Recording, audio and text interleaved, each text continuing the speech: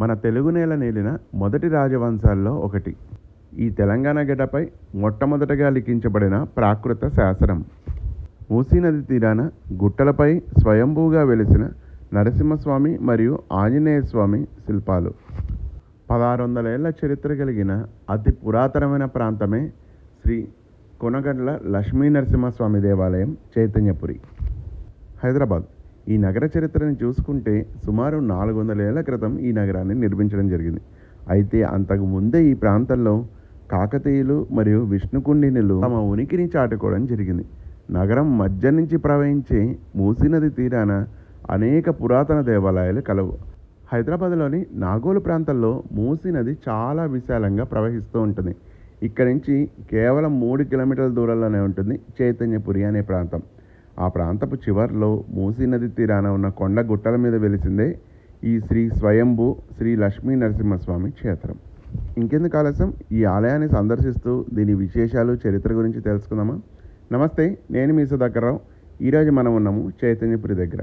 ఈ ఆలయం చిన్న గుట్ట మీద ఉండడంతో ఆలయాన్ని చేరుకోవడానికి ముందుగా మనం ఓ 30 మెట్లని ఎక్కాల్సి ఉంటుంది. ఆలయం లోపలికి ప్రవేశించగానే మనకి ముందుగా 5 అడుగుల నాగశిల్పం కనిపిస్తుంది.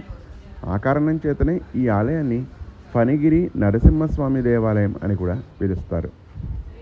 గర్భాలయానికి వెళ్ళే మార్గము ఒక చిన్న గుహ వలె 2 గుట్టల మధ్య ఉన్న సందులో ప్రయాణిస్తున్నట్టుగా మనకు అనిపిస్తుంది. మొదటగా మనము శ్రీ వెంకటేశ్వర స్వామిని దర్శించుకుంటాము. అనంతరం ప్రధాన గర్భాలయానికి వెళ్ళే మార్గము చాలా ఇరుకుగా ఉంటుంది. మార్గ మధ్యలో మొదటగా మనము స్వామివారి ఉత్సవమూర్తుల్ని దర్శించుకుంటాం. ఆలయ పూజా విధానం శ్రీ వైష్ణవ సాంప్రదాయమానుసారంగా జరుగుతుంది. ఏకకాలంలో ప్రధాన గర్భాలయాన్ని కేవలం 2 మాత్రమే సందర్శించగలరు. అంత ఇరుకుగా ఉంటుంది ఈ గర్భగుడి. సుమారు 15 నిమిషాల నిరీక్షణ అనంతరం మేము చేరుకున్నాము ప్రధాన ఆలయానికి. ఇక్కడ మనకి స్వయంభూగా గోడల మీద వెలిసిన 5 పడగల నాగుపాము మరియు లక్ష్మీ నరసింహస్వామి విగ్రహాలని మనం గమనించవచ్చు.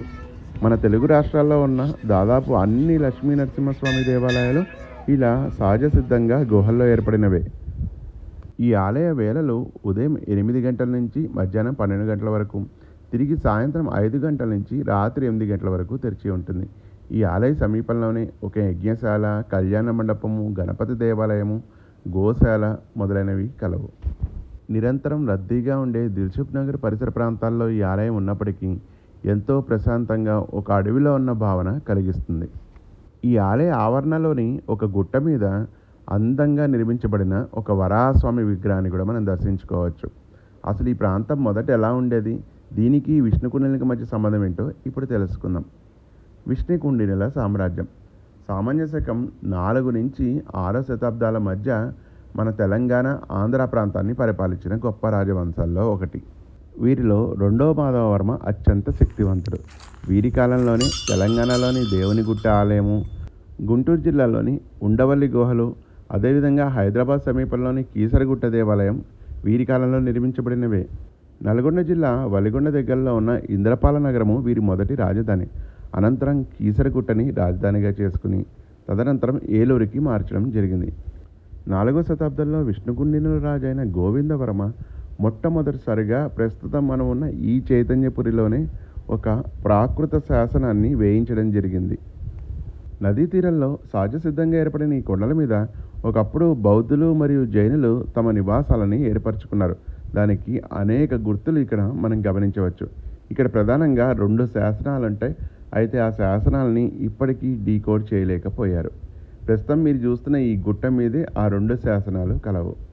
మనకు కనిపిస్తున్న ఈ కొండ సహజంగా పాము పడగ విప్పినట్టుగా ఉండే కారణంగా దీన్ని ఫణిగిరి లక్ష్మీ నరసింహస్వామి దేవాలయంగాను, ఒక కొండ యొక్క కొన భాగంలో వెలిసిన దేవాలయం కాబట్టి కొనకొండల ఆలయంగా పిలువబడుతుంది.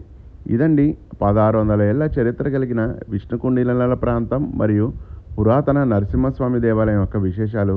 ఈ దేవాలయం దిల్సుఖ్ నగర్కి 3 కిలోమీటర్ల దూరంలోనూ, నాగోల్కి 5 కిలోమీటర్ల దూరంలోనూ ఉంటుంది. ఈ సమాచారం మీ అందరికీ నచ్చిందని భావిస్తూ ఓం నమో నారసింహాయ నమః.